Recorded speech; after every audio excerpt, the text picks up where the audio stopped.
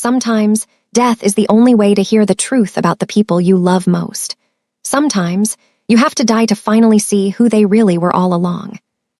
Let me tell you about Aaliyah Ashford, a woman who had to lose everything to discover she never really had it in the first place. A woman who died on an operating table and came back to life with a fire in her chest that would burn down every lie her family had built around her. Besties, before we continue, let me ask you a question. Have you subscribed to our channel? If not, please do so to help this channel build a strong community and tell us where you are watching from in the comments section. Stay with me, because by the end of this story, you'll understand why the coldest betrayals happen in hospital rooms where people think you can't hear them anymore. You'll understand why sometimes the dead know more about the living than the living know about themselves. And you might just realize that the people praying for your recovery are the same ones secretly hoping you never wake up. This is a story about twins no one expected, a fortune no one knew existed, and justice that arrived 29 days too late to save a woman's heart, but just in time to save her children's future. Aaliyah Ashford was 28 years old when she went into labor on a Tuesday morning in September 2024. She'd been married to Minjun Ashford for 3 years, living in their modest 2-bedroom house in Riverside, Connecticut, working as a paralegal at a small law firm, while Minjun managed his family's struggling real estate business. She was 7 months pregnant, glowing with that particular joy that comes from creating life, completely unaware that the baby she carried would become the reason everyone she trusted would reveal their true nature. It started with contractions that felt wrong, too early, too intense. Minjun drove her to Riverside Memorial Hospital, his hands tight on the steering wheel, his mother, Hyjin Ashford, already calling his phone every 3 minutes demanding updates. Aaliyah remembered thinking how strange it was that Hyjin, who had spent 3 years treating her like an unwelcome guest in her own son's life, suddenly seemed so concerned about the pregnancy. What Aaliyah didn't know, what she couldn't possibly have known, was that Hyjin Ashford had already made plans for this baby. Plans that required Aaliyah to be cooperative or, better yet, absent. The delivery room was chaos from the beginning, with Dr. Sarah Chan, the attending obstetrician, calling for an emergency C-section. Aaliyah heard Minjun's voice somewhere far away, scared but steady, telling her it would be okay. Then everything went dark. Not the gentle dark of sleep, the absolute dark of nothing. Aaliyah Ashford's heart stopped at 11:47 a.m. The monitors flatlined. The medical team worked with desperate efficiency, compressions, medications, controlled chaos. For 4 minutes and 32 seconds, Aaliyah Ashford was clinically dead. But here's what the medical books don't tell you about those minutes between life and death. Sometimes, consciousness doesn't leave. Sometimes, it just relocates, trapped in a body that won't respond, in a mind that can still hear everything. Aaliyah woke up in that darkness, to the sound of her baby crying. No, not one baby. 2 distinct cries, overlapping, creating a harmony of new life.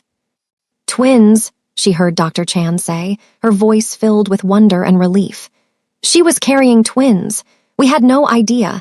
The second baby was hidden behind the first on every ultrasound. Aaliyah tried to speak, tried to move, tried to open her eyes. Nothing.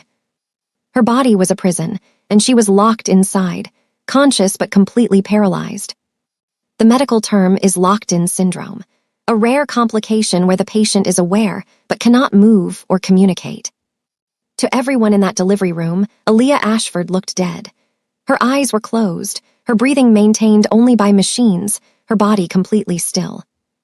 But inside, she was screaming. The first voice she heard clearly was Minjun's.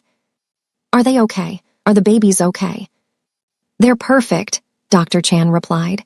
2 boys, small but healthy, your wife saved them. Her body kept them safe, even as her own system shut down. Aaliyah felt a surge of love, so powerful it should have restarted her heart right there. She had sons. Twin sons. She was a mother. Then she heard another voice, one that made her blood run cold. Well, at least she did one thing right before she left us. Hyjin Ashford, Minjun's mother, standing somewhere near the door. Her voice carried that particular tone of satisfaction people use when things work out exactly as they hoped. She left us diamonds, Haijin continued, her jewelry catching the harsh hospital light. 2 babies, that's going to be complicated, expensive, you're going to need help. The conversation moved out of the delivery room as they transferred her to intensive care. Her body rolled on a gurney, her mind trapped inside, desperate to scream that she was still here, still fighting, still alive. For the next 29 days, Aaliyah existed in a nightmare that most people couldn't imagine, conscious but invisible, aware but unable to respond, hearing every word, every plan, every betrayal that unfolded around her supposedly lifeless body. The first 3 days were the hardest. Minjun sat by her bedside, holding her unresponsive hand, talking to her about the twins. Jaden and Jordan, he named them. He told her they were beautiful, that they had her eyes, that he wished she could see them. Aaliyah wanted to weep. She tried so hard to squeeze his hand, to give any sign that she was still there, but her body refused every command. On day 4, another voice entered her room. Is she really not going to wake up? Aaliyah didn't recognize the voice at first. Then Minjun answered, his tone shifting to something softer, more intimate than he'd ever used with her. The doctors say it's unlikely, Sujin. The brain damage was severe. Sujin. Minjun had mentioned her before, his new administrative assistant at the real estate office. Efficient, organized, good with clients. It's just so sad, Sujin said. You were going to leave her anyway, now you're stuck like this, waiting.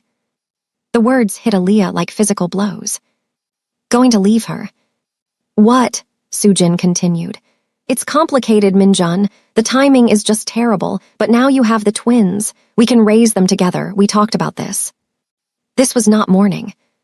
This was inconvenience, interrupted by her refusal to die cleanly. Over the next weeks, the picture became devastatingly clear. Minjun and Sujin had been having an affair for 8 months. They'd been planning to wait until after the baby was born. Then Minjun would file for divorce, claiming the marriage had broken down. Sujin would step in as the new mother figure. They'd already looked at houses together, bigger ones, better neighborhoods. The pregnancy had accelerated their timeline. And now Aaliyah's coma had complicated everything. But the real horror was still coming. The betrayal of kindness. On day 7, Haijin Ashford arrived with documents, the click of an expensive pen echoing in the room. The insurance policy pays out $1 million if she dies within 30 days of the accident, Haijin said to Minjun. After that, it's considered a vegetative state, and the payout drops to nothing. Accident. They were calling her pregnancy complications an accident. I'm not sure I'm comfortable with this, Mom, Minjun said, but his voice was uncertain, not horrified. That was the moment Aaliyah understood. She had married a man who could be persuaded. Your business is drowning in debt, Haijin said. You have 2 newborns who need everything, and you have a woman who, according to 3 doctors, will never wake up. The merciful thing, Haijin continued, is to let her go. Let her go. Aaliyah screamed silently. I'm here, I'm right here. And the twins, Haijin added. Honestly, 2 is going to be difficult. Expensive. If you wanted to consider putting one up for adoption, there are private agencies that pay very well for healthy white newborns. The room spun. Aaliyah's consciousness tilted, horror too massive to process. They were discussing selling one of her children like a used car. Mom, I can't. You can't afford not to, Haijin interrupted. Think practically, Minjun, keep one twin, let a wealthy family take the other. The child gets a better life. You get the financial freedom to raise one properly. Which one? Minjun asked. Whichever one the agency thinks will place easier, Haijin said dismissively. It's not like they have personalities yet. They had names. Jaden and Jordan. They were 7 days old. And their grandmother was casually discussing which one to sell. Over the following days, Aaliyah listened. She listened as Haijin made phone calls to private adoption attorneys. She listened as Minjun and Sujin discussed their future, planning a life that had no room for both twins. She listened as nurses debated whether to discontinue life support, whether it was cruel to keep her alive when there was no hope. But there was hope. Aaliyah herself was fighting, her consciousness pushing against the paralysis, trying desperately to find a way back to her body, back to her babies. On day 14, a lawyer arrived. Aaliyah heard the expensive shoes on linoleum, the careful professional voice explaining estate documents to Minjun. "Your wife had no will," the lawyer said, "which means under Connecticut law, everything goes to you as the surviving spouse, and then to the children." "There's nothing," Minjun replied bitterly. "She worked as a paralegal. We have about $12,000 in savings." "Actually," the lawyer continued, and something in his voice changed, "that's what I came to discuss. Your wife recently inherited a considerable estate from a distant relative, a great-aunt in Maine who passed away 6 months ago. The estate executor has been trying to reach Mrs. Ashford for weeks." "How considerable?" Hyjin asked sharply. The lawyer cleared his throat. "The estate is valued at approximately $42 million. Property, investments, a trust fund, all left to Aaliyah Marie Ashford née Bennett as the last surviving descendant of the Bennett shipping family." If Aaliyah could have gasped, she would have. She'd known her mother came from old New England money, but they'd been estranged. Aaliyah had assumed she'd been cut off entirely when her mother married a struggling musician against the family's wishes. Apparently, one great-aunt had kept track, had remembered, had left everything to the granddaughter she'd never met. $42 million, Hyjin repeated slowly. The silence stretched. Then a sound, pure delighted greed. "Well," Hyjin said, "that changes things significantly, doesn't it?" "If she dies," the lawyer explained, "the money goes to the twins. But as their father, Minjun, you would control the trust until they reach 21. "And if she wakes up?" Minjun asked. "If she wakes up, it's entirely hers. You'd have no legal claim unless she chooses to share it. Connecticut is not a community property state, and inheritances are considered separate property." Aaliyah felt the shift instantly. They no longer wanted her dead quickly. They wanted control. "How long did you say we have before the insurance policy expires?" Hyjin asked. 23 days, Minjun answered quietly. "And the doctors said she'll never wake up," Hyjin continued. "Even if she did, she'd have severe brain damage. She wouldn't be able to manage that kind of money. She'd need a conservatorship." The lawyer's voice turned cold. "I'm not sure what you're suggesting, Mrs. Ashford, but I should remind you that any attempt to influence medical care for financial gain would be illegal." "Of course not," Hyjin said smoothly. "I'm simply trying to understand the situation. My daughter-in-law is dying. We need to make difficult decisions." But Aaliyah heard the calculations. The plans forming. For the next 15 days, Aaliyah fought harder than she ever had in her life. She focused every ounce of will on moving, on responding, on finding any pathway back to her body.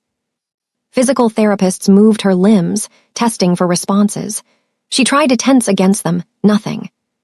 Neurologists shined lights in her eyes, checked reflexes, ran endless tests. She tried to blink, to focus, to scream. Still nothing. But something was changing. The paralysis was loosening, not gone but shifting.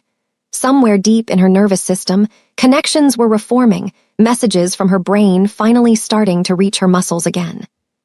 Like a phone line reconnecting, one wire at a time. On day 26, something else happened. A woman arrived at the hospital. Older, elegant, with a face Aaliyah recognized instantly from old family photos her mother had kept.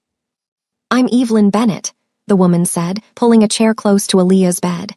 "Your grandmother's younger sister, your great-aunt." Aaliyah realized the great-aunt. "I know you can't hear me," Evelyn continued gently, "but I wanted to come anyway. Your mother was my favorite niece. When she died, I lost track of you. That was my mistake, and I'm sorry." She paused. "But I made sure you were provided for. The money is yours. It always was meant to be yours." Evelyn took Aaliyah's unresponsive hand. "Your mother-in-law called me yesterday," Evelyn said. "She wanted to discuss your care options. She said you'd want your sons to be well provided for, that we should work together. She assured me you'd never wake up, Evelyn added quietly. That seemed to make her quite happy. Evelyn was silent for a moment. Then she squeezed Aaliyah's hand. But here's what that woman doesn't know. I spent 40 years as a prosecuting attorney in Maine. I know predators when I see them, and I know how to protect family. She leaned closer. I've already called my lawyers. Every penny of that inheritance is locked in an irrevocable trust. You are the sole beneficiary. If you die, it goes directly to your children, held in trust that neither your husband nor his mother can touch until the boys turn 25. No access before then. Every expenditure audited. And then, calmly, I also hired a private investigator. Let's see what we find, Evelyn said quietly. Over the next 3 days, Evelyn Bennett was a whirlwind. She hired round-the-clock private nurses to document every visitor, every conversation. She requested copies of all of Aaliyah's medical records. She attended every doctor's meeting, asking pointed questions, challenging assumptions, and making it clear that Aaliyah Ashford was not alone. She waited. On day 29, at 2:47 in the afternoon, Aaliyah's finger moved. Just one finger. The smallest twitch. But the nurse saw it immediately. Dr. Chan, she called, we have movement. Within minutes, the room filled with medical staff. Aaliyah, if you can hear me, try to squeeze my hand, Dr. Chan said.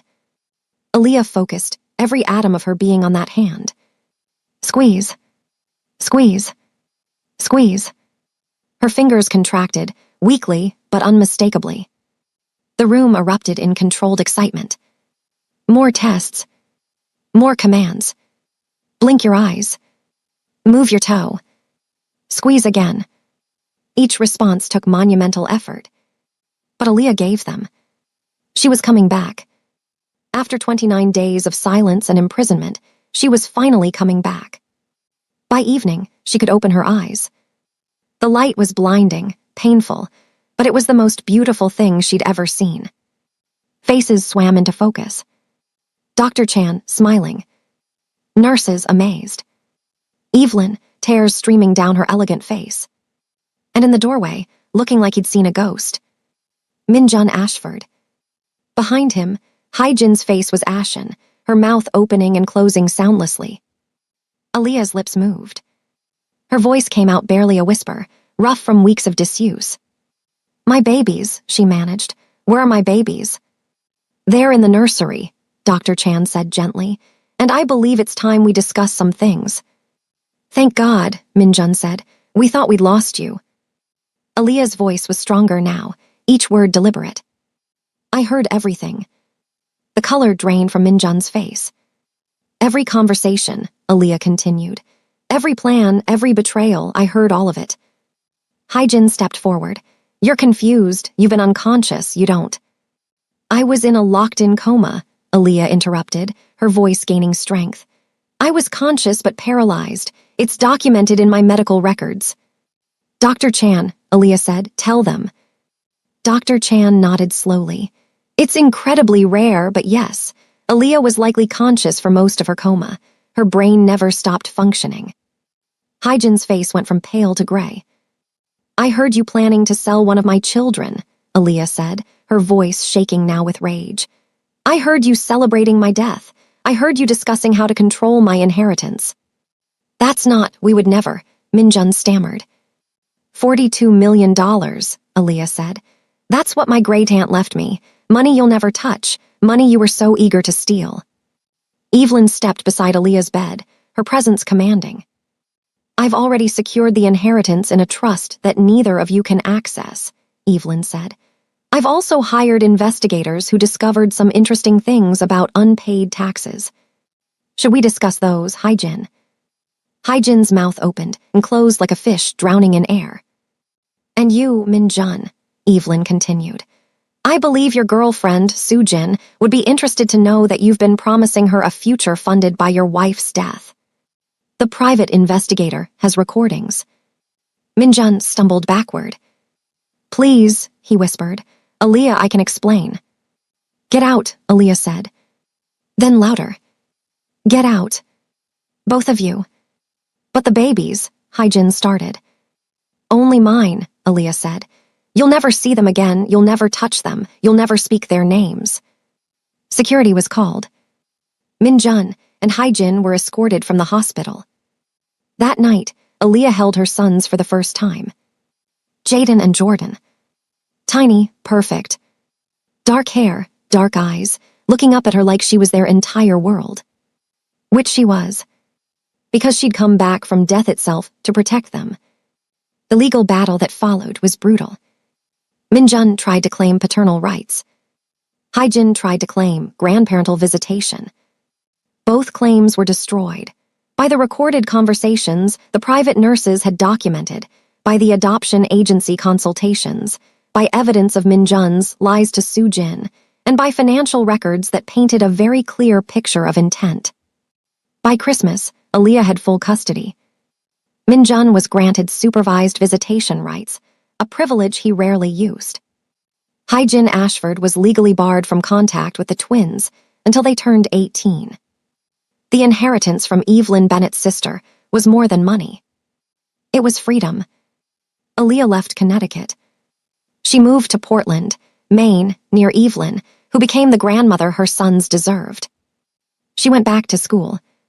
She finished her law degree. She specialized in family law because she understood something most lawyers don't.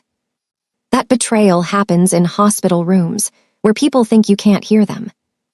That sometimes you have to die to finally see the truth about the people you trusted most. Jaden and Jordan grew up knowing their story, not to scare them, but to teach them. To teach them that their mother had fought her way back from death to protect them. That was the kind of love they could trust. That was the kind of strength they inherited. And sometimes, on quiet nights, Aaliyah would tell them about the 29 days. She'd tell them about the moment her finger moved. About the look on their grandmother's face when she realized the woman she tried to erase had heard every word. What happened to Dad? Jordan asked once when he was 10. Aaliyah considered her answer carefully. He made choices, she said. Bad ones. He chose money over love, convenience over integrity. Those choices have consequences. Do you hate him? Jaden asked. Aaliyah smiled. No, she said. I pity him, because he had everything that mattered and he traded it for things that never last. The truth is this. The betrayal Minjun and Hyjin showed Aaliyah in those 29 days revealed exactly who they were. And Aaliyah showed them what real strength looks like when you refuse to stay dead. Sometimes, the greatest revenge isn't punishment. It's building a beautiful life with the people who tried to erase you, thriving in the space where they expected you to disappear. Aaliyah Ashford did exactly that. And every single day of her beautiful, free, protected life was the sweetest justice she could imagine. If you enjoyed this story, besties, don't forget to like, subscribe, and share. Drop a comment below and tell us, what would you do if the person you loved challenged everything you thought you knew about love and control?